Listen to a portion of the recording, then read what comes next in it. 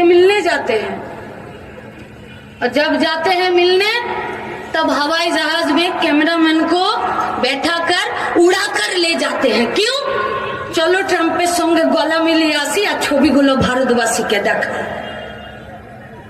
যখন হাতে হাত করি আর পায়ে বেড়ি পরিয়ে ভারতীয়দেরকে ওদের দেশ থেকে টেনে নিয়ে এলো, আর যখন এয়ারপোর্টে নামালো তখন সমস্ত প্রেসকে वहां पर जाने पर पाबंदी लगा दिया। क्यों? যাতে ভারতবর্ষের মানুষরা দেখতে না পারে যে বন্ধু প্রীতির আড়ালে ফিরে এরা পরাধীনতার নামে নিজেদের মাথাটা ওই আমেরিকা সাম্রাজ্যবাদের কাছে ফিরে নামিয়ে এসেছে।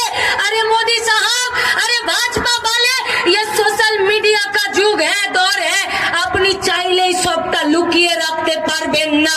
और आमादेर लड़ाई की होबे?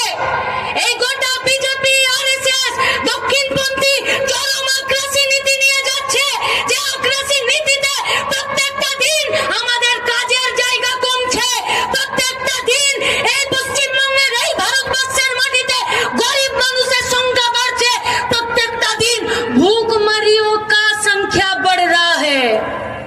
জবাব দিতে পারবে এ দেশের সরকার? জবাব দিতে পারবে এ রাজ্যের সরকার? কেন পশ্চিমবঙ্গের জেলগুলোতে আমাদের যে মেয়েরা সংশোধনাগারে আছে, কেন 196 জন পোয়াতি হয়ে গেল? পারবে জবাব দিতে? জবাব দিতে পারবে কেন গায়ে গায়ে পোয়াতি মাগুলো বাচ্চা হতে গিয়ে শরীরে রক্তের অভাবে মরে যাচ্ছে?